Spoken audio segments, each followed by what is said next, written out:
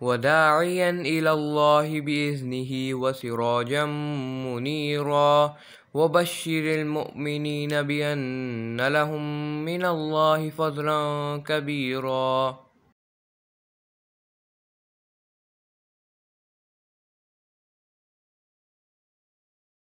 نحمده ونصلي على رسوله الكريم اما بعد فاعوذ بالله من الشيطان الرجيم بسم الله الرحمن الرحيم رب اشرح لي صدري ويسر لي امري واحلل عقدة من لساني يفقهوا قولي رب زدني علما اللهم فقهنا في الدين اللهم اني اسألك ايمانا لا يرتد ونعيما لا ينفد ومرافقت محمد صلی اللہ علیہ وسلم فی اعلیٰ جنت الخلد آمین یا رب العالمین۔ آج ہم شروع کریں گے کتاب فی الرہن فی الحضر، رہن رکھنا حضر میں، یعنی گھر میں جب ہو انسان مقیم اپنے شہر میں، اپنے وطن میں، اور ٹریول نہ کر رہا ہو بیسکلی، کیونکہ قرآن میں رہن کی بات ٹریول کے ضمن میں آئی ہے، تو یہاں پر یہ بتانا مقصود ہے کہ رہن کی بات گو کہ قرآن میں صرف سفر کے حوالے سے آئی ہے، لیکن رہن رکھ کر کوئی ادھار لے لینا، کوئی چیز لے لینا جو ہے وہ حضر میں بھی جائز ہے، گھر میں بھی ہوں تو بھی جائز ہے۔ اور رہن کے معنی ہے گروی رکھنا، ہمیشہ رہنا، روکنا اور لازم ہونا، یہ لغوی معنی ہے۔ شریعت کی اصطلاح میں قرض کے بدلے کوئی مال بحیثیت دستاویز دینا رہن کہلاتا ہے، ہم اس کو گروی بھی کہتے ہیں۔ شریعت کی اصطلاح میں قرض کے بدلے کوئی مال بحیثیت دستاویز دینا رہن کہلاتا ہے۔ اس میں کچھ ٹرمز ہیں، وہ آپ لوگ لکھ لیجئے۔ ارتہان، گروی لینا، گروی کا پروسیس جو ہے ارتہان کہلاتا ہے۔ استرہان، سین تے آ گیا نا، باب استفعال میں چلا گیا، تو گروی طلب کرنا۔ راہن، گروی رکھنے والا مقروض، فار ایگزامپل کوئی اپنی انگوٹھی رکھ کے تو لیتا ہے کچھ پیسے۔ مرتہن، گروی لینے والا، ٹھیک ہے۔ اور مرہون یا رہن، گروی رکھی ہوئی چیز کو کہا جاتا ہے۔ رہن ایک معاہدہ ہوتا ہے، اور اس لیے ضروری ہے کہ راہن اور مرتہن، یعنی رہن رکھنے والا اور رہن لینے والا، دونوں راضی خوشی یہ معاملہ کریں۔ اور یہ بھی ضروری ہے کہ راہن نے جو چیز دی ہے، فار ایگزامپل انگوٹھی گروی رکھنی ہے، تو پھر وہ مرتہن کو اس پر قبضہ دے گا کہ یہ اب تم رکھو، یہ انگوٹھی نہ اب میں پہن سکتی ہوں، یہ اب آپ کے پاس رہے گی جب تک کہ میں نے جو آپ سے 50,000 روپیہ لیا ہے وہ میں آپ کو واپس نہ کر دوں، ٹھیک ہے۔ تو وہ ٹوٹل قبضہ اب کس کا ہوگا؟ 50,000 دینے والے کا، ٹھیک ہے۔ اچھا، پھر یہ بھی ضروری ہے کہ جو چیز آپ رہن رکھ رہے ہیں، یعنی مرہون، وہ چیز جو آپ رہن رکھ رہے ہیں وہ اتنی ہو کہ اس کو فروخت کر کے وہ اپنی قیمت وصول کر لے۔ اگر وہ ڈیفالٹ کر جائے، جو راہن ہے وہ نہ دے سکے اپنا وہ پیسہ واپس جو قرض اس نے لیا ہے، تو پھر یہ جو رہن رکھی ہوئی چیز ہے یہ اتنی مالیت کی اور اتنی ویلیو کی ضرور ہونی چاہیے کہ جو پھر فروخت ہو سکے اور وہ اپنی قیمت وصول کر سکے، ٹھیک ہے۔ شریعت اسے قابل استعمال مال تسلیم کرتی ہو، مارکیٹ میں اس کی ویلیو ہو، ٹھیک ہے۔ فرض کریں کہ اگر کوئی کہتا ہے کہ آپ مجھے 1,00,000 روپیہ دے دیں اور رہن میں رکھتی ہوں تالاب کے اندر مچھلی جو پڑی ہوئی ہے یا اڑتا ہوا پرندہ، ٹھیک ہے، تو یہ معاملہ درست نہیں ہوگا۔ اور یہ رہن رکھا کیوں جاتا ہے؟ رہن اس لیے رکھا جاتا ہے کہ بعض اوقات جب کوئی اعتماد کی فضا جو ہے وہ خراب ہو رہی ہو تو اس کو درست رکھنے کے لیے، ٹھیک ہے۔ مثلاً ایک آدمی سفر میں ہے اور اسے رقم کی ضرورت ہے، یا اپنے وطن میں ہی ہے لیکن اسے کوئی جانتا نہیں ہے، یا اعتماد نہ ہونے کی وجہ سے اسے کوئی قرض نہیں دیتا، تو اب شریعت کو کسی بھی بندے کو ڈیڈ اینڈ پہ لا کے کھڑا نہیں کرتی، تو ایسا ایک انسان جس کو کوئی بھی کسی بھی وجہ سے ویسے ہی قرض نہیں دے رہا، تو شریعت نے یہ صورت نکالی ہے اس کے لیے کہ وہ اپنی کوئی چیز کسی کے پاس گروی رکھ کر قرض لے لے۔ اس طرح سے قرض دینے والے کو بھی اطمینان ہو جائے گا کہ اس کی رقم ماری نہیں جائے گی، اور قرض لینے والے کی ضرورت بھی پوری ہو جائے گی۔ اب زمانہ جاہلیت میں تو یہ دستور تھا کہ جب کوئی راہن، یعنی جس نے کوئی چیز رہن رکھی ہے اور قرض لیا ہے، وہ مقررہ مدت تک قرض کی ادائیگی نہ کر سکتا تو مرتہن اس چیز کا مالک بن جاتا تھا، لیکن شریعت نے اسے باطل قرار دیا ہے۔ اگر گروی شدہ چیز خرچے وغیرہ کی محتاج نہیں تو راہن کی اجازت کے بغیر اس سے نفع حاصل کرنا جائز نہیں۔ فار ایگزامپل، کسی نے اگر آپ کو وہی انگوٹھی رہن رکھوائی ہے، اب آپ اس انگوٹھی کو پہنے پھریں، یہ آپ کے لیے جائز نہیں ہے۔ بعض علماء نے تو اس کو سود قرار دیا ہے کہ رہن رکھی ہوئی چیز کو استعمال کرنا۔ کسی نے اب گھر رہن رکھوایا اور اس نے لے لیا 1 کروڑ روپیہ قرضہ، اور جس نے جو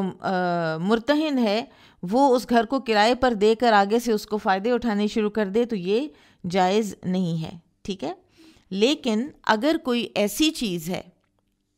جیسے جانور ہے، جیسے گائے ہے، اونٹ ہے، بکری ہے، وہ رہن رکھے ہوئے ہیں، تو اب ظاہر ہے کہ جو مرتہن ہے، جس کے پاس وہ رہن رکھا گیا ہے، جس نے قرض دیا ہے، تو وہ اس کا خیال کرے گا، اس جاندار کا۔ وہ گھوڑا ہے تو اس کو چارہ ڈالے گا، اس کو کوئی بھی جانور ہے تو اس کو سائے میں رکھے گا، دودھ دینے والا جانور ہے تو پھر وہ اس کا دودھ دو سکتا ہے اور استعمال کر سکتا ہے اس خرچ کے بدلے میں جو اس نے اس جانور پر کیا ہے، اور اس کی حفاظت جو اس نے کی ہے۔ اسی طرح سے وہ اس کے اوپر، گھوڑے کے اوپر یا اونٹ کے اوپر سواری بھی کر سکتا ہے۔ لیکن حتی الامکان جو چیز ہے مرہون، اس کو استعمال نہیں کرنا چاہیے۔ بابن فی الرہن فی الحضر،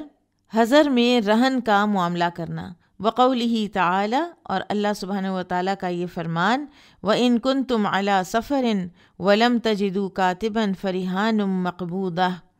اور اگر تم سفر میں ہو اور کوئی کاتب نہ ملے تو کوئی چیز رہن کے طور پر قبضہ میں دے دی جائے اور قرض لے لیا جائے۔ البقرہ 283۔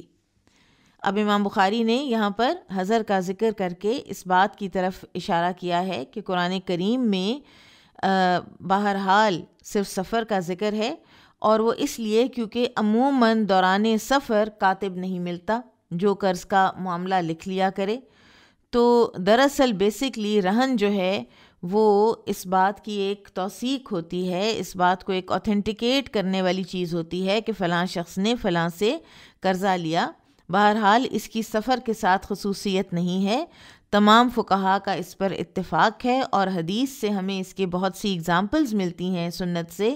کہ رہن جو ہے وہ حضر میں بھی رکھا جا سکتا ہے۔ قال حدثنا مسلم بن ابراہیم قال حدثنا ہشام قال حدثنا قتادة عن انس رضی اللہ عنہ قال وَلَقَدْ رَهَنَ رسول اللہ صلی اللہ علیہ وسلم، اور رہن رکھی تھی رسول اللہ صلی اللہ علیہ وسلم نے درعہ، اپنی زرہ، بشعیر، کچھ جو کے بدلے، ومشیت الی النبی صلی اللہ علیہ وسلم، اور میں گیا تھا یا میں حاضر ہوا تھا نبی صلی اللہ علیہ وسلم کی خدمت میں، بخبز شعیر، جو کی روٹی کے ساتھ، واحالۃ، اور چربی، سنخۃ، باسی، وَلَقَدْ سَمِعْتُهُ یقول، اور بے شک میں نے سنا تھا آپ صلی اللہ علیہ وسلم کو یہ فرماتے، ما اصبح، نہیں صبح کی، لآل محمد، آل محمد نے، الا صاع، مگر یہ کہ ان کے پاس 1 صاع سے زیادہ ہو، بس 1 صاع ہی ہوتا ہے، ولا امسا، اور نہ ہی شام کی، وَإِنَّهُمْ لَتِسْعَةُ أَبْيَاتٍ، حالانکہ آپ کے اس وقت 9 گھر تھے، 9 گھروں میں آپ نے نان نفقہ دینا ہوتا تھا۔ اس کے باوجود آپ صلی اللہ علیہ وسلم کے پاس جو ہوتا تھا وہ اتنا ہی ہوتا تھا، اور آپ صلی اللہ علیہ وسلم کو خمس ملتا تھا۔ آپ صلی اللہ علیہ وسلم چاہتے تو جتنے چاہے امیر ہو جاتے، لیکن آپ کا یہ طریقہ نہیں تھا۔ آپ کا طریقہ یہ تھا کہ آپ صلی اللہ علیہ وسلم خرچ کیا کرتے تھے، آپ صدقہ کر دیتے تھے، آپ ضرورت مندوں کو دے دیتے تھے، اور کبھی بھی آپ کی زبان سے کسی نے نہیں کا لفظ نہیں سنا تھا کہ میں نہیں دے سکتا یا ابھی میرے پاس نہیں ہے۔ تو آپ صلی اللہ علیہ وسلم یہاں تک کہ قرض لے کر بھی دے دیتے تھے، اور اپنے جو گھر کی حالت ہے وہ بعض اوقات یہ بھی ہو جاتی تھی کہ زرہ جو ہے وہ دینی پڑ گئی۔ نبی صلی اللہ علیہ وسلم کے پاس کچھ زرہیں تھیں، اور یہ جو زرہ ہے پرٹیکولر، اس کو ذات الفضول کہا جاتا تھا، اور نبی صلی اللہ علیہ وسلم کی مختلف جو چیزیں ہیں، بڑی انٹرسٹنگ بات ہے سیرہ کے میں آپ پڑھیں گے انشاءاللہ کہ آپ صلی اللہ علیہ وسلم کی چیزوں کے نام ہوتے تھے۔ زرہ جو تھیں ان کے بھی نام تھے، ڈفرینٹ نیمز تھے، اور وہ جو نام تھے نا وہ ان کے کسی نہ کسی ایٹریبیوٹ کی طرف اشارہ کرتے تھے۔ یہ جو زرہ ہے جو رکھی ہوئی تھی گروی، تو یہ سعد بن عبادہ رضی اللہ عنہ نے آپ صلی اللہ علیہ وسلم کو دی تھی، اور یہ ایک لمبی زرہ تھی، اس کا سائز جو ہے نا وہ لمبا تھا، اور اس کو ذات الفضول کہا جاتا تھا۔ یہ آپ صلی اللہ علیہ وسلم نے ایک یہودی کے پاس، مدینہ کے ایک یہودی کے پاس رہن رکھی تھی، اور اس یہودی کا نام ابو شہم تھا، اور وہ بنو ظفر سے تھا۔ مسند احمد کی روایت ہے کہ آپ صلی اللہ علیہ وسلم کی وفات تک وہ زرہ گروی رہی تھی، اور پھر ابو بکر رضی اللہ عنہ نے وہ قرض واپس کر کے تو زرہ واپس لی تھی، زرہ چھڑوائی تھی۔ اب یہاں پر ایک سوال یہ اٹھتا ہے نا کہ مدینہ کے اندر رہتے ہوئے رسول اللہ صلی اللہ علیہ وسلم نے صحابہ کی بجائے ایک یہودی سے ادھار کا معاملہ کیا، تو اس کی کئی وجوہات علماء نے بیان کی ہیں۔ ایک تو یہ کہ ہو سکتا ہے کہ ان دنوں صحابہ کرام کے پاس فالتو غلہ نہیں تھا، اس لیے مجبوراً یہودی سے معاملہ کرنا پڑا، اور دوسری ایک اور وجہ یہ بھی بتائی جاتی ہے کہ آپ صلی اللہ علیہ وسلم کو اس بات کا بخوبی علم تھا کہ صحابہ کرام تکلف کریں گے اور آپ کو بلا معاوضہ غلہ دیں گے، اور خواہ مخواہ انہیں تنگ ہونا پڑے گا، تو اس لیے آپ صلی اللہ علیہ وسلم نے خاموشی سے یہ یہودی کے ساتھ معاملہ کر لیا، اور آپ صلی اللہ علیہ وسلم بہت اس طرح سے فیورز لینے کے اور لوگوں سے یعنی تحفے تحائف لینے کے کو بہت زیادہ اس کو پروموٹ نہیں کرتے تھے، اور اپنے مینز میں رہ کر گزارا کر کے آپ صلی اللہ علیہ وسلم نے دکھایا۔ بابو من رہن درعہ، جس نے اپنی زرہ گروی رکھی۔ قال حدثنا مسدد قال حدثنا عبد الواحد قال حدثنا الأعمش قال تذاکرنا عند ابراہیم الرہن والقبیل فی السلف۔ اعمش سے روایت ہے، وہ کہتے ہیں کہ ہم ابراہیم نخعی کے پاس بات کر رہے تھے، گفتگو کر رہے تھے بیع سلم اور اس میں گروی رکھنے کے بارے میں۔ فقال ابراہیم، تو ابراہیم نے کہا، حدثنا الاسود عن عائشہ رضی اللہ عنہا ان النبی صلی اللہ علیہ وسلم، کہ نبی صلی اللہ علیہ وسلم نے اشترا من یہودی، کہ لیا ایک یہودی سے، خریدا ایک یہودی سے، طعامن کھانا، الی اجل ایک مدت تک، ورہنہ درعہ اور رہن رکھی اپنی زرہ۔ تو ابراہیم نخعی نے حدیث سے یہ استدلال کیا ہے کہ جب قیمت کی ادائیگی کے لیے کوئی چیز گروی رکھنا جائز ہے تو پھر قیمت والی چیز میں بھی جائز ہے، ٹھیک ہے؟ تو کیونکہ قیمت والی چیز سے مراد بیع سلم میں وہ جنس ہے جسے بعد میں ادا کیا جاتا ہے، اور اس عنوان کی اہمیت واضح ہے کہ زرہ اگرچہ ایک دفاعی اسلحہ ہے لیکن بوقت ضرورت اسے بھی گروی رکھا جا سکتا ہے۔ اور یہ جو ابو شہم نامی یہودی سے 1 دینار کے عوض 20 سا جو خریدے تھے آپ صلی اللہ علیہ وسلم نے، اور 1 سال تک اس کی ادائیگی طے ہوئی تھی، لیکن اس مدت کے ختم ہونے سے پہلے ہی آپ صلی اللہ علیہ وسلم وفات پا گئے تھے، اور بعد میں ابو بکر رضی اللہ عنہ نے قیمت ادا کر کے گروی شدہ زرہ واپس لی اور سیدنا علی رضی اللہ عنہ کے حوالے کر دی تھی۔ بابو رہن السلاح، اسلحہ گروی رکھنا، کیا اس کی ہمیں کوئی دلیل ملتی ہے؟ قال حدثنا علی بن عبد اللہ قال حدثنا سفیان قال عمرو سمعت جابر بن عبد اللہ رضی اللہ عنہ یقول قال رسول اللہ صلی اللہ علیہ وسلم من لکعب بن الاشرف، رسول اللہ صلی اللہ علیہ وسلم نے فرمایا کعب بن اشرف کو کون ٹھکانے لگاتا ہے، اس کے لیے کون اٹھتا ہے؟ فَإِنَّهُ آذَى اللَّهَ وَرَسُولَهُ کہ بے شک اس نے اذیت پہنچائی ہے اللہ اور اس کے رسول کو صلی اللہ علیہ وسلم. فقال محمد بن مسلمۃ تو محمد بن مسلمہ نے کہا انا میں. فأتاہ پھر محمد بن مسلمہ کعب بن اشرف کے پاس آئے. فقال اور کہا اردنا ہم یہ چاہتے ہیں ان تسلفنا وسقا او وسقین کہ تو ہمیں ادھار دے دے 1 یا 2 وسق غلہ. اب یہ سارا ان کا ایک پلان تھا. کعب بن اشرف ایک یہودی تھا، ہاف عرب ہاف یہودی، اور اس کی ساری جو سٹوری ہے یہ ہم سیرہ میں پڑھ آئے ہیں کہ یہ بہت ہی بڑا دشمن تھا رسول اللہ صلی اللہ علیہ وسلم کا، اور ساتھ ساتھ یہ بھی کہ وہ نبی صلی اللہ علیہ وسلم کے بارے میں توہین آمیز باتیں کرتا، توہین آمیز شاعری کرتا، اور پھر یہاں تک کہ وہ اس نے نہیں چھوڑا مسلمانوں کی عورتوں تک کو. ایک انتہائی گھٹیا اور ولگر قسم کا یہ انسان تھا. تو ایک اسٹیٹ کی طرف سے نبی صلی اللہ علیہ وسلم نے یہ آرڈرز دیے تھے کہ اس بندے کو ایگزیکیوٹ کرنا ہے. تو یہ سارا پلان محمد بن مسلمہ نے بنایا تھا اپنے ساتھیوں کے ساتھ مل کے اسے قتل کرنے کا. فقال تو اس کو کہا ارہنونی نساءکم، جو ہے نا محمد بن مسلمہ جب انہوں نے کہا کہ آپ ہمیں 1 وسق یا 2 وسق غلہ دے دیں تو کہنے لگا، یعنی انتہا کی گھٹیا بات، کہ اپنی بیویاں مجھے رہن رکھوا دو، اپنی بیویاں میرے گھر بھیج دو.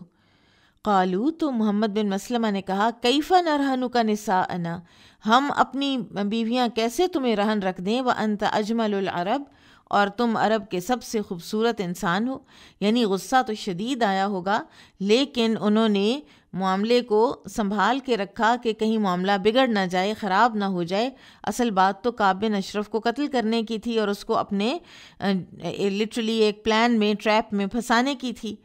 تو قال فرہنونی ابناءکم، کہنے لگا اچھا چلو پھر اپنے بیٹے رہن رکھ دو. قالو تو انہوں نے کہا، یعنی محمد بن مسلمہ ان کے ساتھی، کیف نرہنک ابناءنا فیسب احدہم، کیسے ہم اپنے بیٹے رہن رکھ دیں تمہارے پاس تو ان کو تو برا بھلا کہا جائے گا، تانے دیے جائیں گے ان کو. فیقالو تو کہا جائے گا رہن بوسق او وسقین، کہ یہ بیٹا رکھ دیا گیا تھا رہن 1 یا 2 وسق اناج کے بدلے. یعنی اس کے لیے تو ایک ظاہر ہے کہ تانا ہوگا. ھذا عار علینا، یہ تو ہمارے لیے بڑی شرمندگی کا باعث ہے. ولیکن، لیکن اب وہ ایک آپشن دے رہے ہیں، نرہنک اللأمۃ، البتہ ہم گروی رکھ دیتے ہیں تیرے پاس ہتھیار. اللأمہ یعنی السلاح. قال سفیان راوی کہتے ہیں یعنی السلاح، کہ اللأمہ سے مراد ہے اسلحہ. فوعدہ ان یأتیہ، چنانچہ اس سے یہ وعدہ لیا کہ وہ اس کے پاس ہتھیار لے کر آئیں گے. فقتلوہ، پھر جب وہ آیا، پھر وہ سارا ایک پلان تھا جو آپ سیرہ میں پڑھ سکتے ہیں کہ اس کو کس طرح قتل کیا محمد بن مسلمہ اور ان کے ساتھیوں نے. ثم اتوا النبی صلی اللہ علیہ وسلم، تو پھر وہ آئے نبی صلی اللہ علیہ وسلم کے پاس مسلمان. فاخبروہ، اور آپ صلی اللہ علیہ وسلم کو اس کے قتل کی خبر دی. لہٰذا اب ایک تو یہ معلوم ہوا نا کہ رہن رکھا جا سکتا ہے اسلحہ بھی، اور نبی صلی اللہ علیہ وسلم نے بھی اپنی اسلحہ رکھا تھا گروی، اور محمد بن مسلمہ نے جو جا کر بات کی ہے اس میں بھی یہ ہے کہ یہ کلچر تھا اور نبی صلی اللہ علیہ وسلم نے اس کلچر کو منع نہیں کیا. ٹھیک ہے. اس حدیث سے یہ بھی پتہ چلا کہ رسول اللہ صلی اللہ علیہ وسلم کی شان میں گستاخی کرنے والے کی سزا قتل ہے، اگرچہ وہ ذمی ہی کیوں نہ ہو. بہرحال جو امپلیمنٹیشن ہے وہ بہرحال ہوگی حکومت وقت کی طرف سے. ایک عام آدمی، ایک رعایا اس چیز کو اپنے ہاتھ میں نہیں لے سکتی. جیسا کہ ہمارے ملک میں بعض اس طرح کے ٹریجک واقعات بعض اوقات ہو جاتے ہیں، تو یہ عدالت میں کیس جائے گا اور یہ جج ڈیسائیڈ کریں گے کہ گستاخی ہوئی ہے یا محض الزام لگایا گیا ہے اس شخص کے اوپر. کیونکہ یہ چیز جو ہے یہ ایکسپلائٹ بھی کی جاتی ہے کہ گستاخی کا الزام لگا کے اور اس شخص کو ایسی عبرت کا اس کا بنا دینا، حالانکہ اصل جو اندر کوئی واقعہ ہے یا کوئی اصل اندر جو ہے ایک ایشو وہ کوئی اور ہے، وہ کوئی لین دین کا معاملہ ہے. تو لہٰذا یہ تمام جو سزائیں ہیں نا اسلام کی، جتنی بھی حدود ہیں، یہ حکومت وقت لگاتی ہے، یہ کام انسان دوسرے انسان کو نہیں لگا سکتا۔ الرہن مرکوب و محلوب، رہن والا جو گروی شدہ کوئی جانور ہے، مرکوب سواری کیا جا سکتا ہے، و محلوب اور دودھ دوہا جا سکتا ہے۔ وقال مغیرۃ عن ابراہیم ترکب الضالۃ بقدر علفھا، سواری کی جائے گی الضالہ بھولے بھٹکے جانور پر، بقدر علفھا اس کو چارہ کھلانے کے۔ آپ ایک بھولی بھٹکی بکری لے آئے ہیں اپنے گھر، آپ نے اس کو چارہ دیا ہے تو اس کے بقدر دودھ آپ اس کا دو سکتے ہیں، کوئی فائدہ آپ اٹھا سکتے ہیں، بکری پر سواری تو بہرحال نہیں ہوتی۔ وَتُحْلَبُ بِقَدْرِ عَلَفِهَا، اور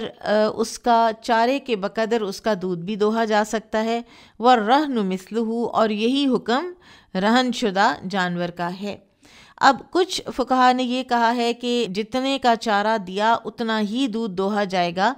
تو پھر اگر باقی کا دودھ جانور کے اندر ہی چھوڑ دیا جائے تو یہ تو جانور کے لیے بھی تکلیف کا باعث ہے اور اس کا کوئی فائدہ نہیں، لہٰذا وہ جو دودھ دوہتا ہے وہ ایک جو مرتہن ہے وہ اس کو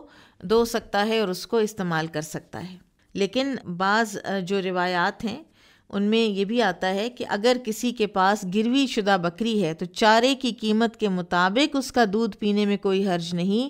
قیمت سے زیادہ دودھ حاصل کرنا سود ہے، یہ ابن حجر نے فتح الباری میں لکھا ہے۔ تو پھر یہ ہو سکتا ہے کہ اگر انسان کا رابطہ ہے اس راہن کے ساتھ جس کی وہ بکری ہے اصل میں، تو باقی کا دودھ اس کو دے دے پھر، لیکن اس کے میں اتنا باریک حساب میں جانے کی کہا نہیں گیا ہے، ٹھیک ہے۔ لیکن وہ چیزیں کہ جن کے اوپر ایک مرتہن کا کوئی بھی خرچ نہیں آ رہا تو اس سے فائدہ حاصل کرنا بہرحال سود ہے۔ قال حدثنا ابو نعیم قال حدثنا زکریا عن عامر عن ابی ہریرہ رضی اللہ عنہ عن النبی صلی اللہ علیہ وسلم، ابو ہریرہ رضی اللہ عنہ کہتے ہیں کہ نبی صلی اللہ علیہ وسلم نے فرمایا، انہ کان یقول، یعنی نبی صلی اللہ علیہ وسلم نے فرمایا، الرہن یرکب بنفقتہ، کہ گروی شدہ جانور پر بقدر خرچ سواری کی جا سکتی ہے۔ ویشرب لبن الدر اذا کان مرہونا، اور دودھ دینے والے جانور، الدر دودھ دینے والا جانور، اور دودھ دینے والے جانور کا پیا جا سکتا ہے دودھ اذا کان مرہونا، جب کہ وہ ہو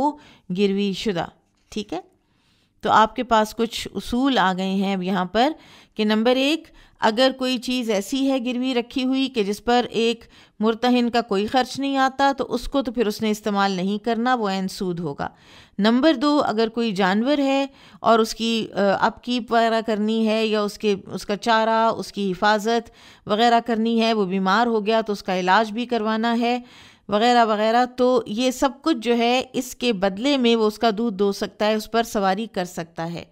بعض علماء کا خیال ہے کہ اس میں بھی خیال رکھا جائے گا کہ کتنا خرچ کیا ہے اس نے جانور پر، بس اتنا ہی دودھ وہ استعمال کر سکتا ہے۔ اب وہ باقی کے دودھ کا کیا کرے گا، یا وہ اس کو صدقہ کر دے یا وہ اس کو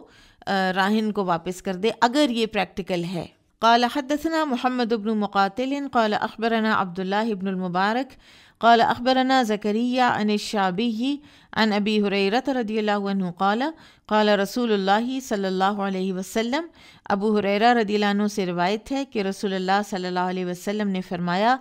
الظہر یرکب بنفقتہ، الظہر سواری کا جانور، اس پر سواری کی جا سکتی ہے، بنفقتہ اس کے اوپر خرچ کے مطابق، اس کے بقدر، اذا کان مرہونا جب کہ وہ رکھا گیا ہو گروی، ولبن الدر اور دودھ دینے والے جانور کا، یشرب پیا جا سکتا ہے، بنفقتہ بقدر اس پر خرچ کے، اذا کان مرہونا جب وہ ہو گروی رکھا ہوا جانور، وعلی الذی یرکب ویشرب النفقہ، اور وہ جو اس پر سواری کر رہا ہے اور اس کا دودھ پی رہا ہے وہی اس کے خرچ کا ذمہ دار ہے۔ یعنی اس کیس میں پھر جو مرتہن ہے جس کے پاس وہ رکھا گیا ہے وہی پھر اس کی ہر طرح کی اپ کیپ کا جو ہے وہ ذمہ دار ہے۔ باب الرہن عند الیہود وغیرہم، یہود وغیرہ کے پاس رہن رکھنا۔ قال حدثنا قتيبة قال حدثنا جرير عن الأعمش عن إبراهيم عن الأسود عن عائشة رضي الله عنها قالت اشترى رسول الله صلى الله عليه وسلم من يهودي طعاما ورهنه درعه، کہ عائشہ رضی اللہ تعالیٰ عنہ سے روایت ہے کہ وہ فرماتی ہیں کہ رسول اللہ صلی اللہ علیہ وسلم نے ایک یہودی سے غلہ خریدا اور اس کے پاس اپنی زرع گروی رکھ دی۔ اور یہاں پر اس عنوان کا مقصد یہ ہے کہ غیر مسلم کے ساتھ بھی آپ مالی معاملات کر سکتے ہیں۔ اس پر ایک شرط لگائی گئی ہے، بشرطے کہ وہ حربی نہ ہو۔ حربی کون ہوتا ہے؟ حاربا یا حربی، حرب جنگ، وہ جن کے ساتھ اس وقت آپ کی جنگ ہو رہی ہو، جنگ چل رہی ہو، ٹھیک ہے، ان کے ساتھ معاملہ نہ کریں، ورنہ ادروائز آپ نان مسلم، اب فار ایگزامپل آپ پاکستان میں رہتے ہیں تو یہاں پر جو لوگ ہیں، کرسچنز ہیں، ہندو ہیں، سکھ ہیں کوئی، تو ان کے ساتھ آپ اپنا معاملہ کر سکتے ہیں، آپ ان کو بزنس پارٹنر بھی بنا سکتے ہیں، آپ ان کے ساتھ کوئی اگر قرض لینا پڑے، کوئی گروی رکھنی پڑے، انہوں نے آپ کو دینی ہے، آپ نے ان کو دینی ہے، کیا جا سکتا ہے، ٹھیک ہے۔ اور اسی طرح سے کوئی اگر نان مسلم ہے اور وہ امریکہ میں ہے، کسی بھی جاپان میں ہے، آسٹریلیا میں ہے، کہیں بھی ہے، آپ اس کے ساتھ بھی تجارت کا لین دین، مالی معاملات آپ اس کے ساتھ بھی کر سکتے ہیں، ٹھیک ہے۔ اور اس حدیث سے یہ بھی پتہ چلتا ہے کہ رسول اللہ صلی اللہ علیہ وسلم انتہائی ہمبل تھے۔ آپ نے اپنے قرض لینے کا معاملہ کسی صحابی سے نہیں کیا کہ کہیں وہ مورل پریشر میں آ کر مجھے ایسے ہی نہ دے دیں۔ سبحان اللہ۔ باب اذا اختلف الراہن والمرتہن، جب راہن اور مرتہن کا آپس میں اختلاف ہو جائے، وَنَحْوُهُ، یا اسی قسم کی کوئی بات، فَالْبَيِّنَةُ عَلَى الْمُدَّعِي، تو البینہ یعنی گواہ لانے کی ذمہ داری کس پر ہے؟ مدعی پر، جو اکیوز کرتا ہے کہ میرے ساتھ زیادتی ہو گئی ہے۔ والیمین علی المدعا علیہ، اور جو اکیوزڈ ہے وہ یعنی مدعا علیہ جس کے اوپر دعویٰ کیا گیا ہے، وہ قسم کھائے گا۔ پھر اگر اس نے ڈینائی کرنا ہے تو پھر وہ قسم کھائے گا۔ یہ آپ آیت دین میں اور رہن والی آیت میں آپ پڑھ آئے ہیں اپنی تفسیر میں، ٹھیک ہے، اور پوری ڈیٹیل کے ساتھ آئی ایم شور آپ نے پڑھا ہوگا اس وقت، تو لہٰذا اس وقت ہم اس ڈیٹیل میں نہیں جائیں گے۔ بہرحال حدیث ہم پڑھ لیتے ہیں۔ قال حدثنا خلاد بن یحییٰ قال حدثنا نافع بن عمر عن ابن ابی ملیکۃ قال كتبت الى ابن عباس فكتب الی، ابن ابی ملیکہ سے روایت ہے، وہ کہتے ہیں کہ میں نے لکھا خط ابن عباس کو، یعنی کوئی معاملہ پوچھنے کے لیے خط لکھا، فکتب الیہ، تو انہوں نے مجھے بھی واپسی خط لکھا، اور اس میں انہوں نے کیا فرمایا؟ ان النبی صلی اللہ علیہ وسلم، کہ نبی صلی اللہ علیہ وسلم نے قضا فیصلہ کیا، ان الیمین، کہ قسم اٹھانا، علی المدعا علیہ، اس کے ذمے ہے جس پر دعویٰ کیا گیا ہے، جو مدعا علیہ ہے۔ اب پھر سے ذرا تھوڑا دیکھ لیجئے، راہن گروی رکھنے والا، مرتہن جس کے پاس گروی رکھی جائے۔ اب یہ ایک عام قاعدہ ہے کہ مدعی جو ہے اپنے دعوے کو ثابت کرنے کے لیے ثبوت پیش کرے گا یا گواہ لائے گا۔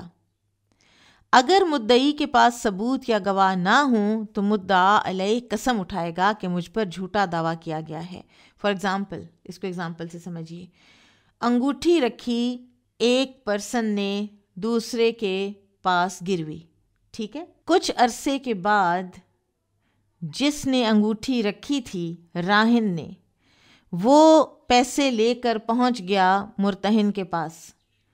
یہ 50,000 روپیہ میں نے لیا تھا، یہ 50,000 لے لو اور میری انگوٹھی مجھے دے دو۔ مرتہن جو ہے وہ بے ایمان ہو گیا، اور اس نے کہا کون سی انگوٹھی، میرے پاس تو کوئی انگوٹھی نہیں، یا اس نے کہا 50,000 تو نہیں، میں نے تو تمہیں 1,00,000 روپیہ دیا تھا۔ اب یہ ایک کیس بن گیا، ٹھیک ہے،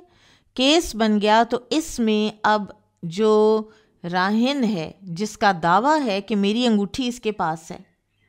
اور میں نے 50,000 ہی لیا تھا، تو وہ گواہ لائے گا۔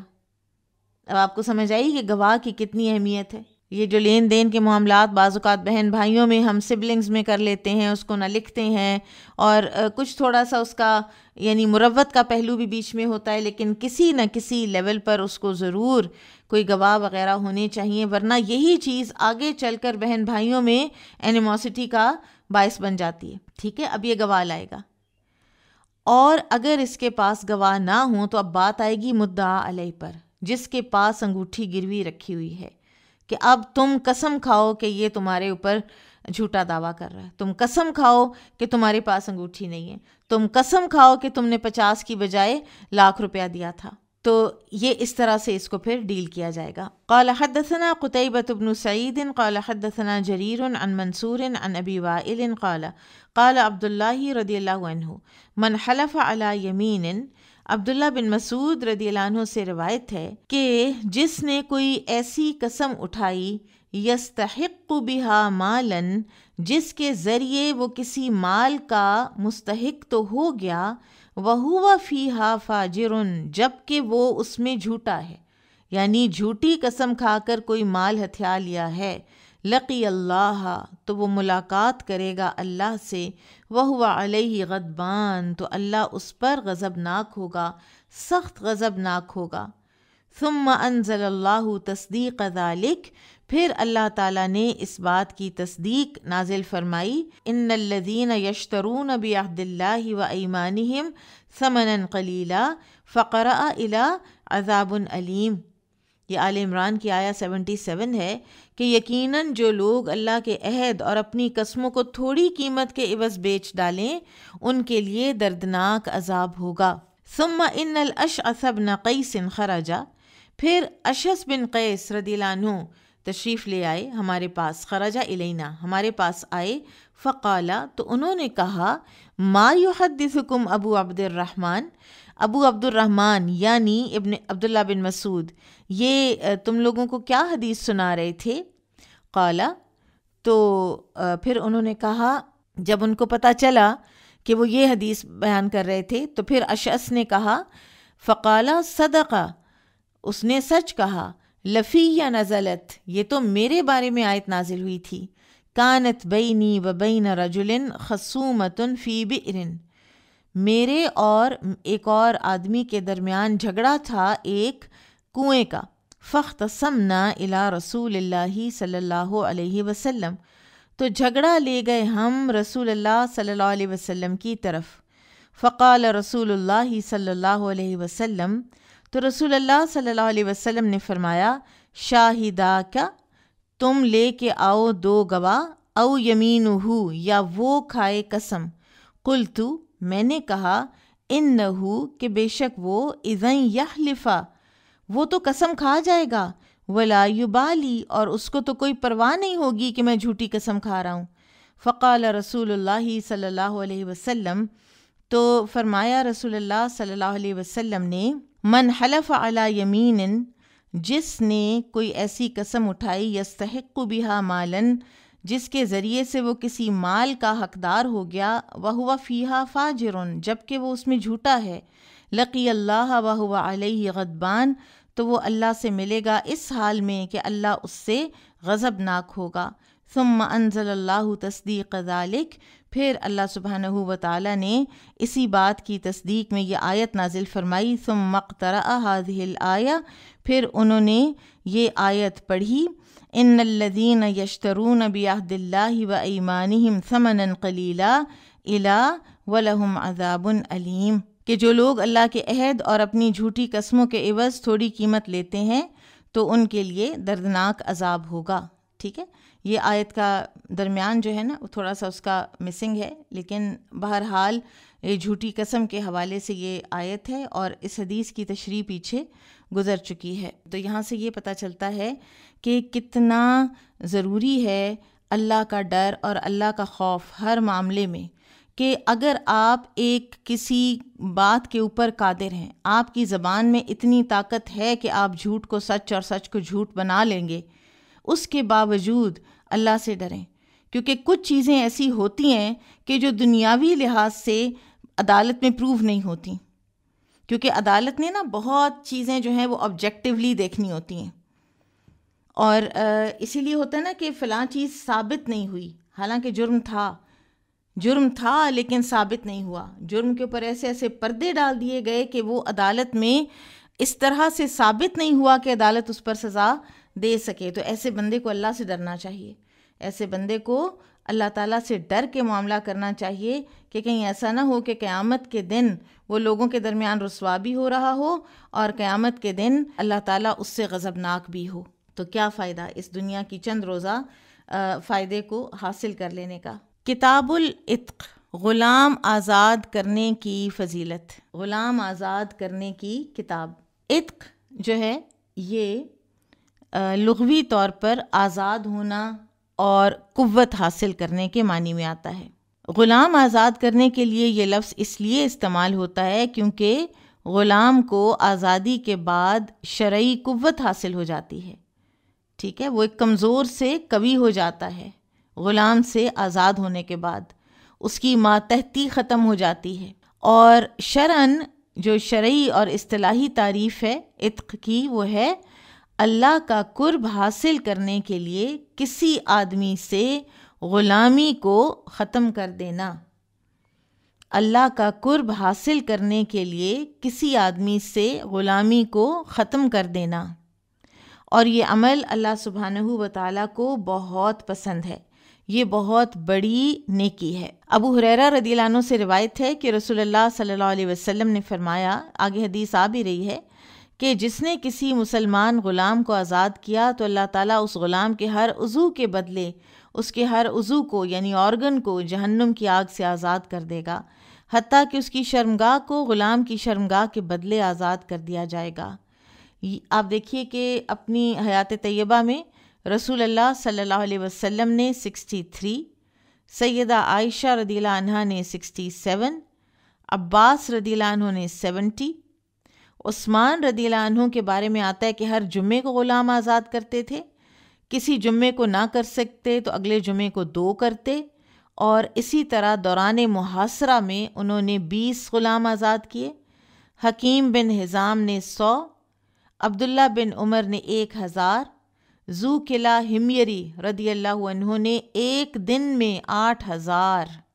اور عبد الرحمن بن عوف رضی اللہ عنہ نے 30,000 غلام آزاد کیے. اب یہ جو اتنی فضیلت ہے نا، اس کے باوجود اس کو ایک دم ختم نہیں کیا گیا تھا غلامی کو نا،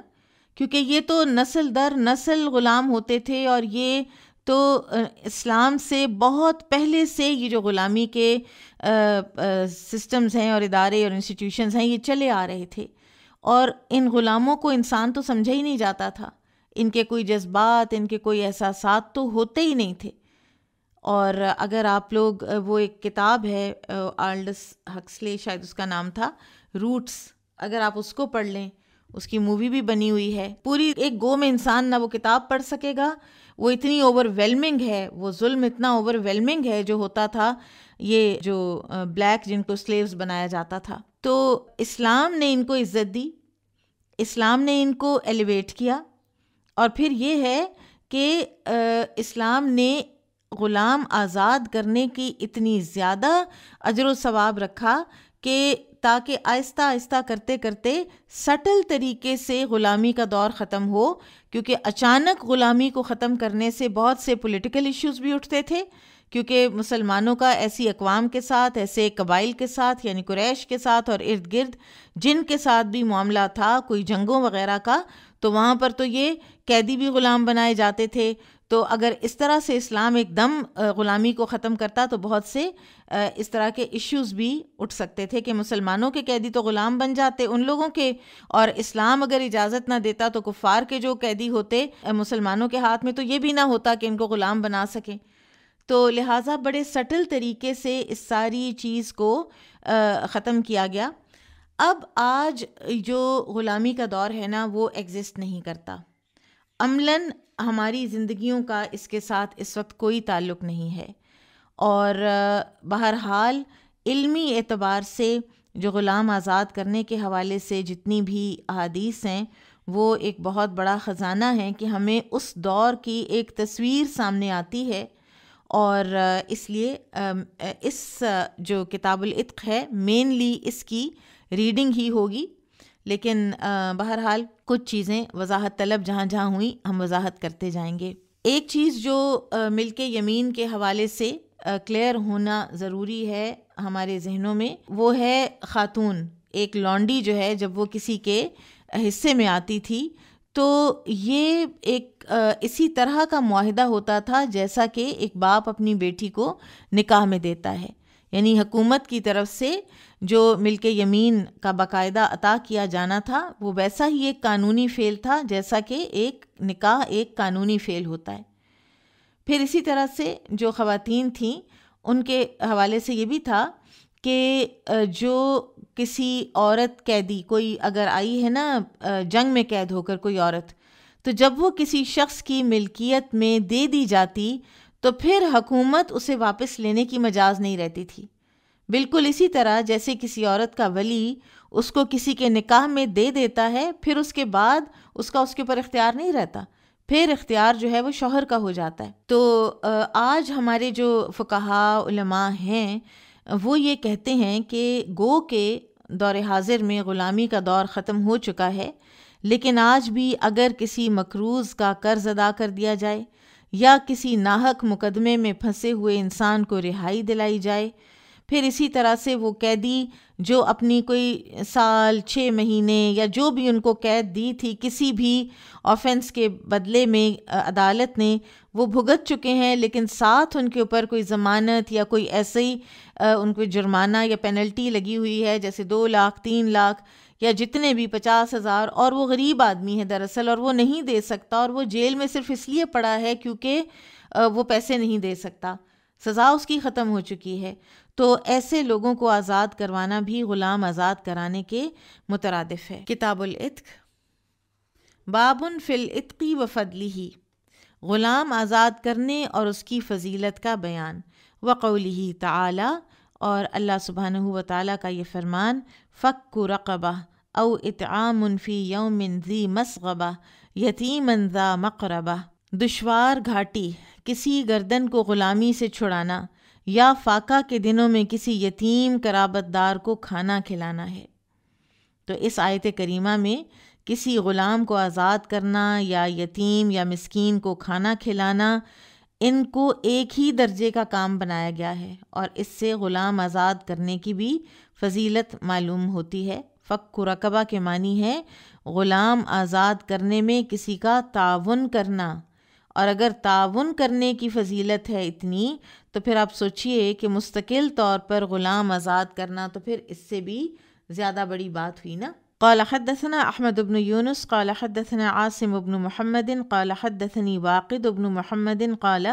حدثني سعید بن مرجانة صاحب علی بن الحسین قال قال لی ابو ہریرہ رضی اللہ عنہ، ابو ہریرہ رضی اللہ عنہ روایت کرتے ہیں، قال النبی صلی اللہ علیہ وسلم، کہ نبی صلی اللہ علیہ وسلم نے فرمایا، ایما رجل، کوئی بھی آدمی، اعتق امرأ مسلما، جو کسی مسلمان غلام کو آزاد کرتا ہے، استنقذ اللہ، تو آزاد کرے گا اللہ، بکل عضو منہ، اس غلام کے ہر عضو کے بدلے،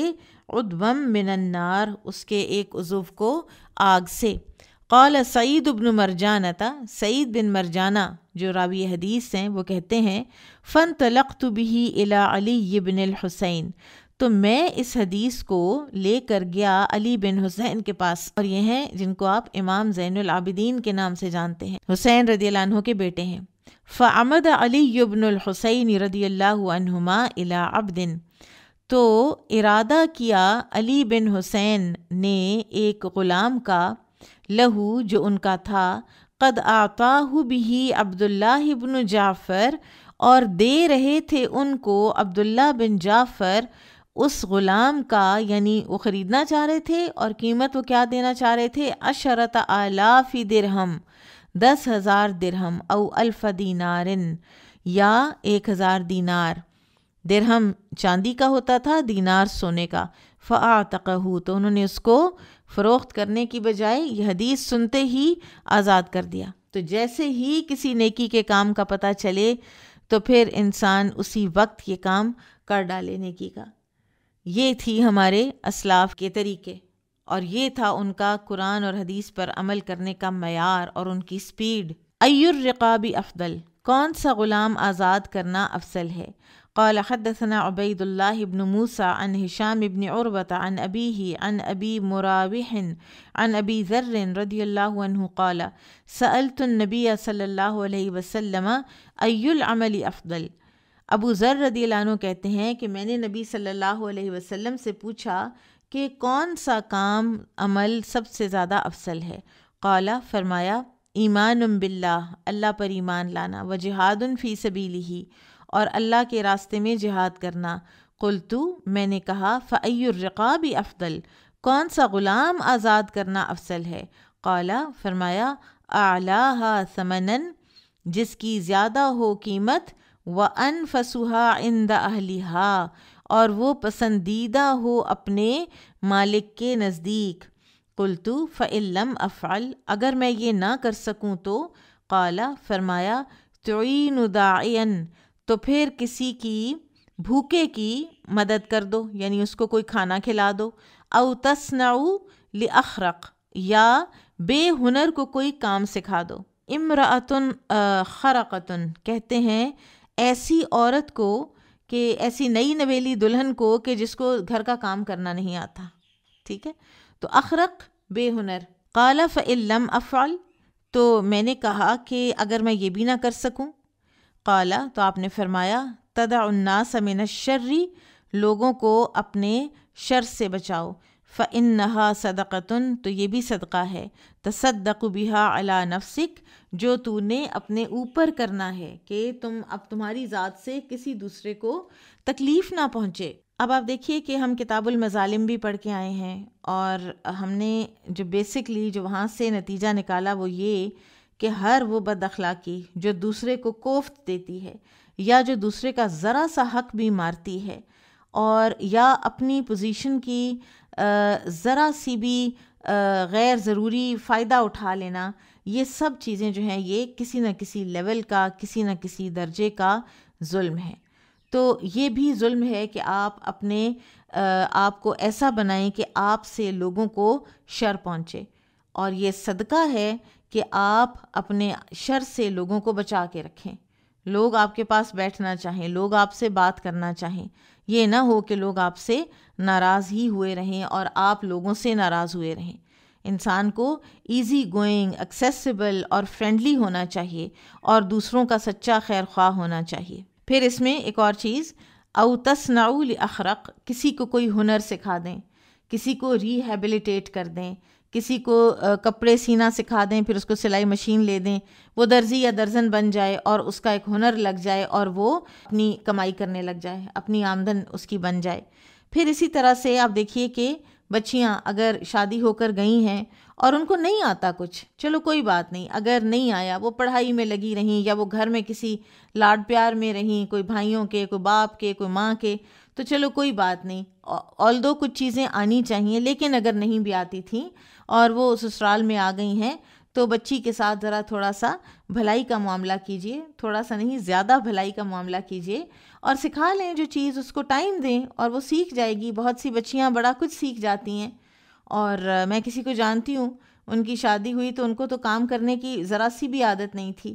تو نہ کپڑا استری کرنے کی بھی ان کو عادت نہیں تھی، وہ اتنے لاڈ پیار سے گھر میں پلی تھیں۔ شادی ہوئی تو کہتی ہیں شروع میں کام کرنے کے لیے اٹھتی تھی تو میری آنکھوں کے آگے اندھیرا آ جاتا تھا، اس طرح ہوتا تھا، لیکن اس کے بعد پھر ایسے انہوں نے اپنا گھر سنبھالا، ایسے انہوں نے ہر کام کیا، ہر چیز جو ہے وہ وقت پر انہوں نے تیار کی۔ باہر چلی گئی تھیں جہاں پہ ملازم بھی نہیں ہوتے، پورا گھر وہ اپنا چلاتی تھیں خود، اور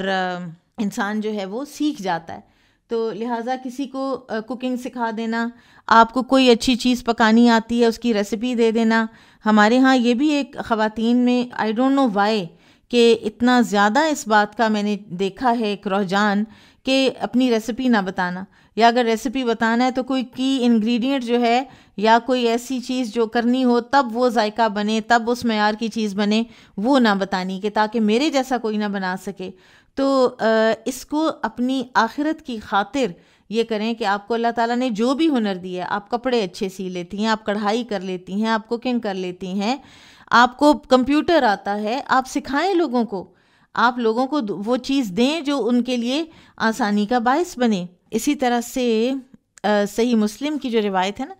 اس میں آپ حدیث میں دیکھیے اوپر کہ جہاں پر یہ ہے نا تعین داعیًا، ٹھیک ہے، یعنی بھوکے کی مدد کر دینا، تو صحیح مسلم میں داعیًا کی بجائے صانعاً کے الفاظ ہیں، ٹھیک ہے۔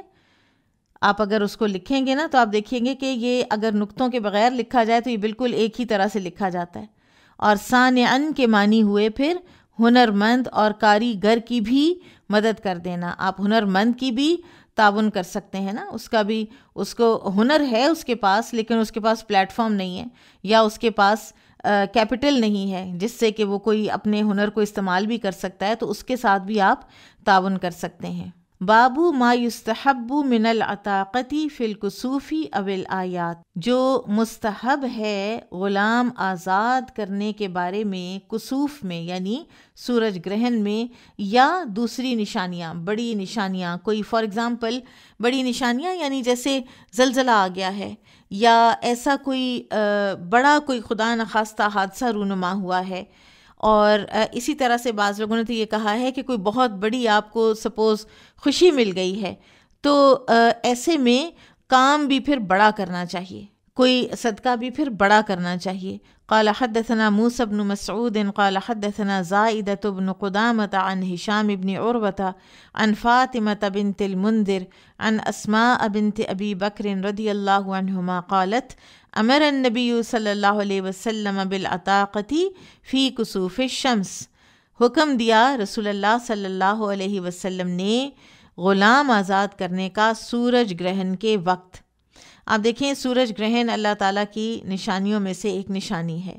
اور انسان ڈرتا ہے اس وقت اور اپنے آپ کو ایک طرح کا ٹریپڈ محسوس کرتا ہے کہ پتہ نہیں یہ کب ہٹے گا، یا پتہ نہیں میرے اوپر کوئی عذاب ہی نہیں آنے لگا۔ تو اسی طرح سے جیسے وہ اپنی زندگی میں اس وقت تنگی محسوس کر رہا ہے، اسی طرح سے غلام ہے جو کہ ایک تنگ زندگی گزار رہا ہے۔ وہ کہتے ہیں نا الجزاء من جنس العمل، تو یعنی تم پھر ایک غلام کو آزاد کروا دو۔ اس کے علاوہ بھی نیکیاں ہیں جو بتائی جاتی ہیں، ہم کتاب الخسوف اور کسوف میں پڑھ آئے ہیں، لیکن بہرحال یہاں پر امام بخاری اس کو غلام آزاد کرنے کے ضمن میں لے کر آئے ہیں۔ تابعہ علی عن الدراوردی عن ہشام، علی بن مدینی نے دراوردی عن ہشام کے ترک سے موسیٰ بن مسعود کی مطابعت کی ہے، یعنی ایک اور ترک ہے، اور علی بن المدینی جو ہیں یہ امام بخاری کے استاد ہیں، اور امام بخاری کہا کرتے تھے کہ تقریباً 1000 اساتذہ سے پڑھا ہے امام بخاری رحمہ اللہ نے، اور وہ فرماتے تھے کہ مجھے جب بھی میں کسی استاد کے پاس بیٹھا تو مجھے ایسا لگتا تھا کہ جیسے مجھے سب کچھ آتا ہے، مجھے اس سے زیادہ آتا ہے اپنے استاد سے، سوائے علی بن المدینی کے۔ بڑی ہستی تھے یہ بھی۔ آپ لوگوں کو ایک ہوم ورک دے رہی ہوں، علی ابن المدینی کے بارے میں پڑھیے، کون تھے، کیا ان کے طریقے تھے زندگی کے، کوئی ان کا دلچسپ واقعہ ہوا تو نیکسٹ کلاس میں سنائیے گا انشاءاللہ، ٹھیک ہے۔ قال حدثنا محمد بن ابی بکر قال حدثنا عثام قال حدثنا ہشام عن فاطمة بنت المنذر عن اسماء بنت ابی بکر رضی اللہ عنہما قالت كنا نؤمر عند الخسوف بالعتاقہ، ہمیں سورج گرہن کے وقت غلام آزاد کرنے کا حکم دیا جاتا تھا۔ اذا اعتق عبدا بین اثنین او امتا بین الشرکاء، جب غلام آزاد کیا جائے یا کسی نے غلام آزاد کیا جو کہ مشترکہ تھا، دو لوگوں کے درمیان تھا، یا کوئی لونڈی آزاد کی جو کہ مشترکہ تھی۔ قال حدثنا علی بن عبد اللہ قال حدثنا سفیان عن عمرو عن سالم عن ابیہ رضی اللہ عنہ عن النبی صلی اللہ علیہ وسلم قال من اعتق عبدا بین اثنین فإن كان موسرا قوم علیہ ثم یعتق۔ یہ اب احادیث جو ہیں کتاب الشرکہ میں ساری گزر چکی ہیں، لہٰذا ہم ان کی ریڈنگ ہی کریں گے کہ جس نے کسی ایسے غلام کو آزاد کیا جو دو آدمیوں کے درمیان مشترک تھا، تو اگر آزاد کرنے والا صاحب حیثیت ہے تو غلام کی قیمت لگا کر اس کے ذمے کی جائے گی، پھر وہ غلام آزاد ہوگا۔ قال حدثنا عبد الله بن يوسف قال أخبرنا مالك عن نافع عن عبد الله بن عمر رضي الله عنهما أن رسول الله صلى الله عليه وسلم قال من أعتق شركا له في عبد فكان له مال يبلغ ثمن العبد قوم العبد عليه قيمة عدل فأعطى شركاءه حصصهم وأتق عليه العبد وإلا فقد أتق منه ما أتق۔ عبداللہ بن عمر رضی اللہ عنہما ہی سے روایت ہے کہ رسول اللہ صلی اللہ علیہ وسلم نے فرمایا، جو شخص مشترک غلام میں اپنا حصہ آزاد کر دے، پھر اس کے پاس پورے غلام کی قیمت جتنا مال بھی ہو تو انصاف کے ساتھ اس کی قیمت لگائی جائے اور دوسرے شرکاء کا حصہ وہ ادا کرے، پھر وہ غلام اس کی طرف سے آزاد ہو جائے گا۔ بصورت دیگر غلام جتنا آزاد ہو چکا ہے اتنا ہی آزاد رہے گا۔ قال حدثنا عبید بن اسماعیل عن ابی اسامۃ عن عبید اللہ عن نافع عن ابن عمر رضی اللہ عنہما قال قال رسول اللہ صلی اللہ علیہ وسلم من اعتق شرکا له فی مملوک فعلیہ اتقہ کلہ ان کان له مال یبلغ ثمنہ فإن لم یکن له مال یقوم علیہ قیمۃ عدل علی المعتق فأعتق منہ ما اعتق۔ ابن عمر رضی اللہ عنہما سے ایک اور روایت ہے، انہوں نے کہا کہ رسول اللہ صلی اللہ علیہ وسلم نے فرمایا، جس نے اپنے مشترک غلام میں سے اپنا حصہ آزاد کر دیا، پھر اگر اس کے پاس اتنا مال ہے جو غلام کی قیمت کو پہنچ جائے تو غلام کو مکمل طور پر آزاد کروانا اس کی ذمہ داری ہے، اور اگر اس کے پاس اتنا مال نہیں تو غلام کی عادلانہ قیمت لگائی جائے گی، پھر اس سے اتنا حصہ آزاد ہوگا جو اس نے آزاد کیا ہے۔ حدثنا مسدد قال حدثنا بشر عن عبید اللہ اختصرہ، کہ جب بشر نے عبید اللہ سے اس روایت کو بیان کیا تو اسے انتہائی مختصر کر دیا۔ قال حدثنا ابو النعمان قال حدثنا حماد عن ایوب عن نافع عن ابن عمر رضی اللہ عنہما عن النبی صلی اللہ علیہ وسلم قال من اعتق نصیبا له فی مملوک او شرکا له فی عبد فکان له من المال ما یبلغ قیمته بقیمت العدل فهو عتیق۔ قال نافع وإلا فقد عتق منه ما اعتق۔ قال ایوب لا ادری اشیء قاله نافع اشیء فی الحدیث۔ ابن عمر رضی اللہ عنہما ہی سے ایک اور روایت ہے، وہ نبی صلی اللہ علیہ وسلم سے بیان کرتے ہیں کہ آپ صلی اللہ علیہ وسلم نے فرمایا، جس شخص نے مشترکہ غلام سے اپنا حصہ آزاد کر دیا، اب اگر اس کا مال اس غلام کی منصفانہ قیمت کو پہنچ جاتا ہے تو وہ آزاد ہوگا۔ نافع نے کہا، اگر مال نہیں ہے تو اتنا حصہ آزاد ہوگا جس قدر اس نے آزاد کیا ہے۔ ایوب راوی کا کہنا ہے کہ مجھے معلوم نہیں کہ یہ بات نافع نے اپنی طرف سے کہی ہے یا یہ حدیث کا حصہ ہے، لیکن دیگر طرق سے ہمیں پتہ چلتا ہے کہ یہ بات حدیث ہی کا حصہ ہے۔ اور یہ بات پیچھے گزر چکی کہ غلام آدھا کیسے آزاد ہو سکتا ہے؟ اگر وہ دو بھائیوں کا اکٹھا ملکیت ہے تو جس نے آزاد کیا اس کے والے دن وہ اپنا کام کرے گا، چاہے وہ آرام کرے، اس دن ایک آزاد انسان کی حیثیت سے زندگی گزارے گا۔ نیکسٹ ڈے جس نے آزاد نہیں کیا تو وہ اس کی غلامی میں اسی کی نوکری دے گا۔ قال حدثنا احمد بن مقدام قال حدثنا الفضيل بن سليمان قال حدثنا موسى بن عقبة اخبرني نافع عن ابن عمر رضی اللہ عنہما انه كان يفتي في العبد او الامة، کہ ابن عمر رضی اللہ تعالیٰ عنہ سے یہ مزید ایک اور روایت ہے کہ وہ شرکاء کے درمیان جو مشترک غلام یا لونڈی ہوتے تھے ان کے بارے میں وہ یہ فتویٰ دیا کرتے تھے، انه كان يفتي في العبد او الامة يكون بين الشركاء، ٹھیک ہے، جو مشترکے کے غلام لونڈی ہوتے تھے ان کے بارے میں ابن عمر فتویٰ دیتے تھے، فَيُعْتِقُ أَحَدُهُمْ نَصِيبَهُ مِنْهُ، کہ ان میں سے کسی نے اپنا حصہ آزاد کر دیا ہے، اگر یقول تو وہ کہتے تھے قد وجب علیہ اتقہ کلہ، اب اس پر واجب ہے کہ یہ پورا غلام آزاد کرے۔ اور یہ بات پیچھے ہو گزری کہ کیونکہ ایک انسان کی زندگی کا معاملہ ہے اور انسان کی آزادی کا معاملہ ہے تو اس لیے اس کے اوپر یہ بھی لگا دیا گیا کہ اگر تم نیکی کر رہے ہو تو پوری کرو نیکی، تم نے اگر اپنے حصے کا آزاد کیا ہے تو اور پیسے نکالو، تمہیں اللہ تعالیٰ کہیں اور سے دے دے گا، لیکن اس کو پورے کا پورا آزاد کرو، احسان کے لیول پہ جا کے نیکی کرو۔ اذا کان للذی اعتق من المال ما یبلغ، جب کہ اس کے پاس اتنا مال ہو کہ جو اس قیمت تک پہنچتا ہو جو اس غلام کی ہے، کیونکہ بائی آؤٹ کرنا ہے نا، اب دوسرا تو آزاد کر نہیں رہا۔ یقوم من مالہ قیمت العدل، تو اس کے مال میں سے ایک عادلانہ قیمت لگا دی جائے گی۔ وَيُدْفَعُ إِلَى الشُّرَكَاءِ أَنْصِبَاؤُهُمْ،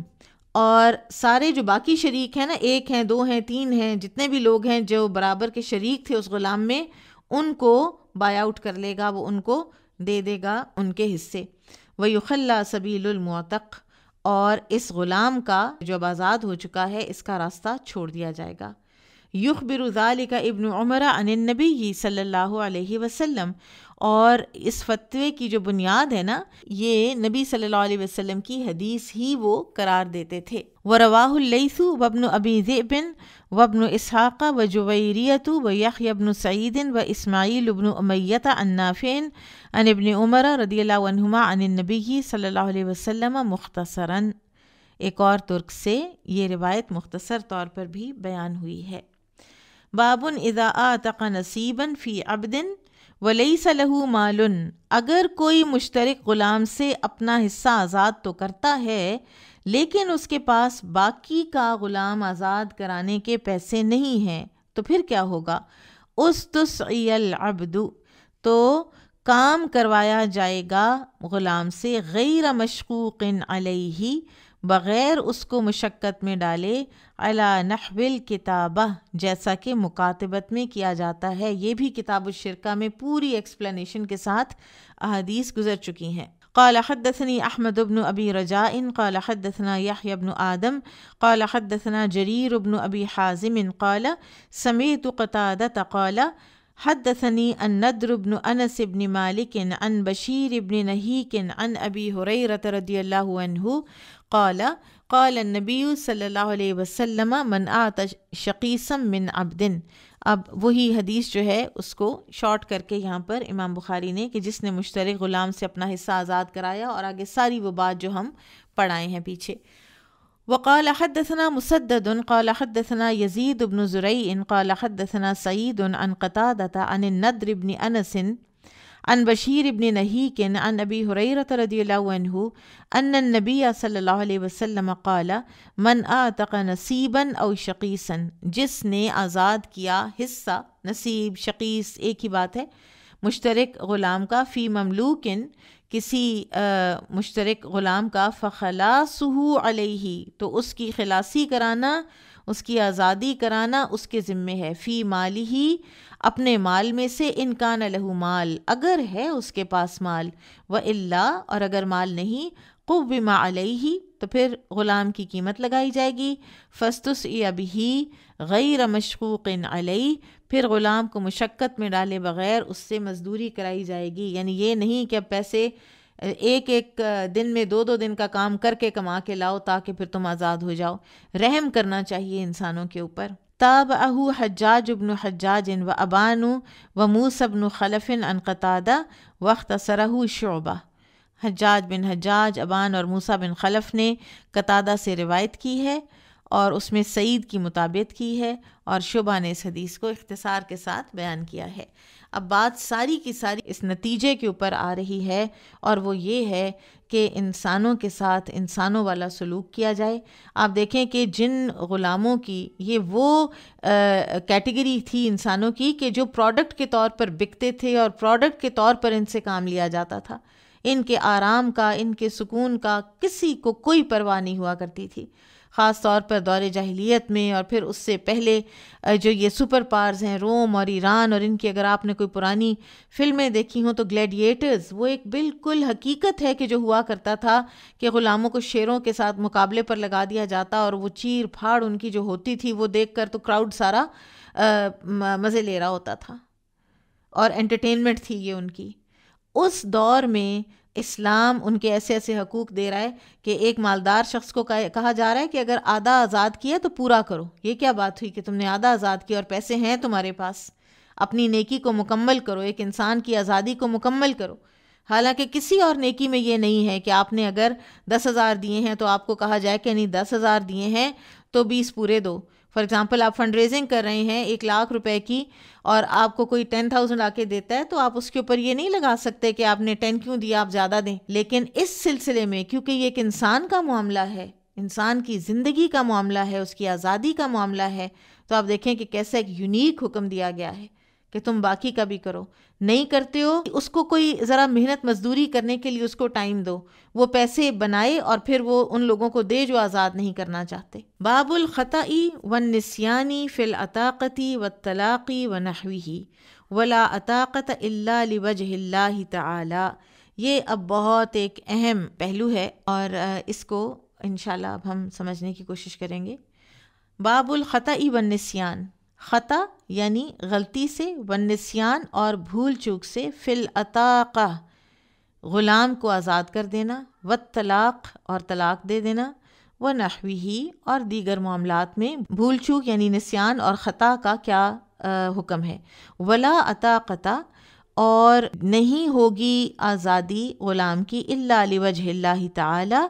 مگر اللہ کی رضا کے لیے. آپ غلام آزاد کریں گے، آپ اللہ کی رضا کے لیے ہی کریں، کسی دکھاوے کے لیے نہ کریں، بڑی بڑی نیکیاں کرنا صرف اس لیے کہ لوگ دیکھ لیں. وقال النبی صلی اللہ علیہ وسلم لکل امرئ ما نویٰ، ہر آدمی کے لیے وہی ہے جس کی وہ نیت کرتا ہے. ولا نیت للناس والمخطئ، تو ایک بھول جانے والے یا ایک خطا کرنے والے کی نیت تو نہیں ہوتی. تو اگر کوئی بھول کر یا خطا میں کسی غلام کو آزاد کرنے کی کوئی بات کر دیتا ہے یا کچھ ایسے الفاظ بول دیتا ہے تو کیا پھر وہ لاگو ہو جائیں گے غلام کی آزادی میں یا طلاق میں؟ امام بخاری کا مقصد یہ ہے کہ اگر بھول کر یا غلطی سے کسی کے منہ سے طلاق یا آزادی کا لفظ نکل گیا تو اس پر شرعاً کوئی حکم مرتب نہیں ہوتا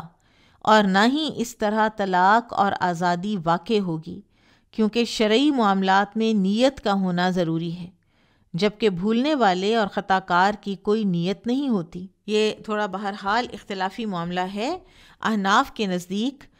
چاہے بھول چوک کر بھی طلاق یا عتاق یعنی طلاق دینا یا غلام آزاد کرنے کے الفاظ منہ سے نکل جائیں تو وہ واقع ہو جاتے ہیں. بہرحال امام بخاری نے دلائل کے اعتبار سے جو اپنا موقف دیا ہے وہ زیادہ مضبوط معلوم ہوتا ہے. قال حدثنا الحمیدی قال حدثنا سفیان قال حدثنا مسعر عن قتادة عن زرارة بن اوفا عن ابی ہریرة رضی اللہ عنہ قال قال النبی صلی اللہ علیہ وسلم ان اللہ، نبی صلی اللہ علیہ وسلم نے فرمایا کہ بے شک اللہ تعالیٰ نے، اب آپ دیکھیے امام بخاری کہاں سے دلیل لا رہے ہیں، تجاوز لی، تجاوز کیا میرے لیے، ان امتی میری امت سے، ما وسوست بھی صدورہا جو وسوسے آتے ہیں ان کے دلوں میں، ما لم تعمل جب تک کہ وہ اس پر عمل نہ کریں، او تکلم یا اس کے بارے میں بات نہ کریں. ٹھیک ہے، تو انسان کے دل میں جو خیالات آتے ہیں اگر وہ برائی پر آمادہ کرتے ہیں تو انہیں وسوسہ کہا جاتا ہے. ٹھیک ہے، اور اگر کسی نیکی کے کام کا کوئی خیال آتا ہے کہ میں یہ کام کروں تو وہ الہام ہوتا ہے. ٹھیک ہے، وسوسہ اور الہام. اب امت مسلمہ کی خصوصیت یہ ہے کہ ان کے دلوں پر آنے والے وسوسے جو ہیں ان کو معاف کر دیا گیا ہے، جب کہ دل ان کو پوری طرح سے اپنے اندر پختہ نہ کرتا ہو اور اس کے بارے میں کنونس نہ ہو جاتا ہو، اس پر عمل نہ کرتا ہو اور اس کو زبان پر نہ لاتا ہو. لیکن اگر یہی وسوسہ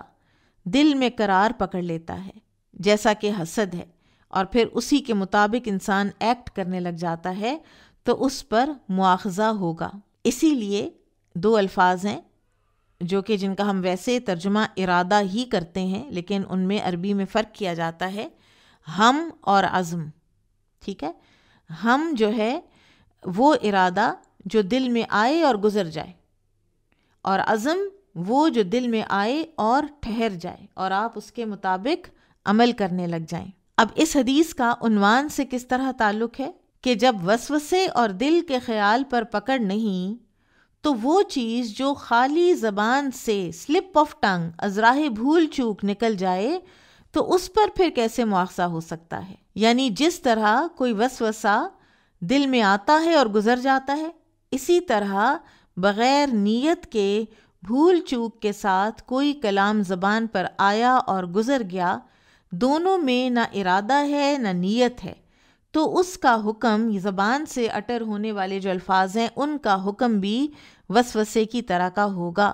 کیونکہ دل اور زبان دونوں انسانی اعضاء ہی تو ہیں اور دونوں کا ایک ہی حکم ہے۔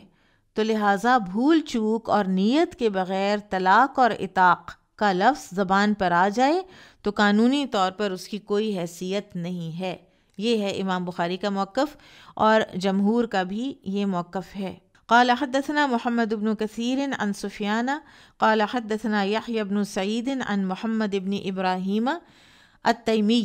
إبراهيم التيمي عن علقمة بن وقاص الليثي قال سمعت عمر بن الخطاب رضي الله عنه عن النبي صلى الله عليه وسلم قال، یہ عمر بن خطاب رضی اللہ عنہ کی حدیث ہے جو ہم بار بار پڑھتے ہیں کہ انہوں نے نبی صلی اللہ علیہ وسلم سے روایت کیا، الاعمال بالنیہ، اعمال کا دار و مدار نیت پر ہے، وَلِمْرِئٍ مَّا نَوَىٰ، اور ہر آدمی کے لیے وہی ہے جو اس نے نیت کی، فَمَنْ كَانَ هِجْرَتُهُ إِلَى اللَّهِ وَرَسُولِهِ، تو جس کی ہوئی ہجرت اللہ اور اس کے رسول کی طرف، فَهِجْرَتُهُ إِلَى اللَّهِ وَرَسُولِهِ، تو پھر تو اس کی ہجرت مانی جائے گی اللہ اور اس کے رسول کی طرف۔ وَمَنْ كَانَتْ هِجْرَتُهُ إِلَى دُنْيَا يُصِيبُهَا، اور اگر ہوئی اس کی ہجرت کی نیت کہ دنیا کی کوئی چیز اس کو ملے، أَوْ امْرَأَةٍ يَتَزَوَّجُهَا، یا کسی عورت کے لیے اس نے ہجرت کی جس سے وہ نکاح کرنا چاہتا ہے، فَهِجْرَتُهُ إِلَى مَا هَاجَرَ إِلَيْهِ، تو ہجرت اس کی اسی کام کے لیے ہوگی جس کی طرف اس نے ہجرت کی۔ تو لہٰذا اب اس حدیث سے یہ مراد نہیں لی جا سکتی بہرحال کہ نیت کے بغیر اعمال کا وجود ہی نہیں رہتا، ٹھیک ہے؟ یہاں بات طلاق اور عتاق کی ہو رہی ہے۔ اب جو جرائم ہیں، فار ایگزامپل کسی نے نیت کے بغیر غلطی سے قتل کیا، ٹھیک ہے، چوری کی، تو اس پر کوئی نہ کوئی جو ہے نا حد وہ ضرور لگے گی۔ آپ دیکھیں قتل خطا نیت کے بغیر ہی ہوتا ہے نا، لیکن اس کی دیت ہے۔ اس کو تھوڑا سا اور دیکھتے ہیں، اس ساری چیز کو، وسوسے کو اور بغیر نیت کے طلاق اور عتاق کو۔ تو شیخ عثیمین کہتے ہیں کہ جب وہ بھول گیا ہے یا وہ جہالت میں، نادانی میں، لا علمی میں طلاق اور عتق، اور یہاں تک کہ اللہ کی کوئی قسم وہ ایسی کھا جاتا ہے، ٹھیک ہے، اور پھر اس کو سمجھ آتی ہے کہ یہ تو ٹھیک نہیں تھا، تو وہ لاگو نہیں ہوگا، ٹھیک ہے۔ بغیر نیت کے، بغیر سوچے سمجھے ایک بات جب کہہ دی جاتی ہے تو وہ ان چیزوں میں لاگو نہیں ہوتی۔ فار ایگزامپل ایک آدمی ایک قسم کھا لیتا ہے، قسم وہ یہ کھا لیتا ہے کہ وہ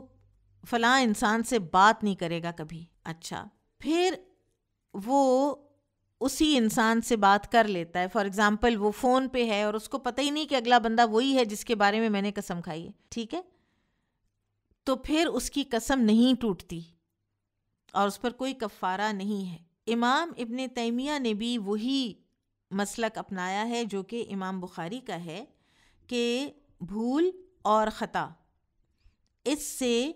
کوئی بھی چیز نافذ نہیں ہوتی جب انسان طلاق میں بات کرتا ہے، عتاق میں بات کرتا ہے، یا اللہ کی قسم میں کوئی اس طرح بات کر لیتا ہے کہ آگے سے اس کو پتہ ہی نہیں کہ اس بات سے اس کی قسم ٹوٹ رہی ہے، ٹھیک ہے، تو پھر قسم نہیں ٹوٹتی۔ ایک بڑا دلچسپ واقعہ آتا ہے بعض کتابوں میں کہ ایک آدمی آیا امام ابو حنیفہ رحمہ اللہ کے پاس، اور اس نے کہا کہ میرا ایک معاملہ بڑا گڑبڑ ہو گیا ہے کہ میری بیوی جو ہے نا وہ میرے پاس رہنا نہیں چاہتی، اور اس نے قسم کھائی ہوئی ہے کہ وہ مجھ سے بات نہ کرے، یعنی وہ مجھ سے بات نہیں کرتی۔ تو میں نے قسم کھا کے اس کو کہہ دیا ہے کہ اگر یہ ساری رات تم میرے سے ناراض رہی اور اذان فجر ہو گئی اور تم نے مجھ سے بات نہ کی تو تمہیں طلاق ہے۔ اب وہ پورے اس کے ساتھ کہہ رہا تھا نا، اپنی نیت کے ساتھ، اور وہ کہہ صرف اس لیے رہا تھا، وہ طلاق نہیں دینا چاہتا تھا، ٹھیک ہے، نیت میننگ کہ وہ اس کو یہ یعنی تھوڑا سا کر رہا تھا تھوڑا سا اس کو پریشان کر رہا تھا ایک طرح سے. تو طلاق دینے کی نیت نہیں تھی اور وہ اس سے باتیں کرنے لگا. وہ واپسی بات ہی نہ کرے. صبح ہونے کو قریب آ گئی. اب وہ آدمی بڑا ڈرا کہ اب کیا ہوگا, اذان فجر ہو گئی تو اس کو تو طلاق ہو جائے گی. تو وہ امام ابو حنیفہ کے پاس گیا اور ان سے کہا کہ کوئی میرا اب اس میں سے نکلنے کا راستہ ہے. تو امام ابو حنیفہ رحمہ اللہ نے اس کو کہا فلاں مؤذن کی طرف جاؤ اور زور سے اس کا دروازہ کھٹکھٹاؤ اور اس کو کہو صبح ہو گئی ہے, صبح ہو گئی ہے. اور اس کو بالکل مہلت نہ دینا, کیونکہ اگر تم اس کو مہلت دو گے تو وہ دیکھ لے گا کہ ابھی تو ٹائم نہیں ہوا, اور وہ ستارے دیکھ لے گا, وہ وقت کو پہچان لے گا.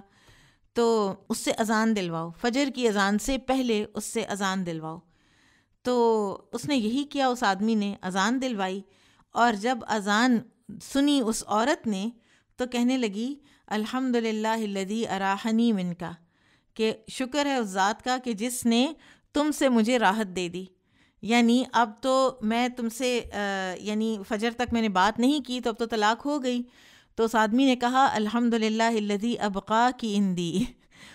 تعریف ہے اس ذات کی جس نے تجھے میرے پاس باقی رکھا. یعنی یہ تھا کہ تم نے اب میرے سے فجر سے پہلے بات کر لی ہے. بہرحال یہ تو ایک ویسے ہی ایک دلچسپ سا واقعہ ہے.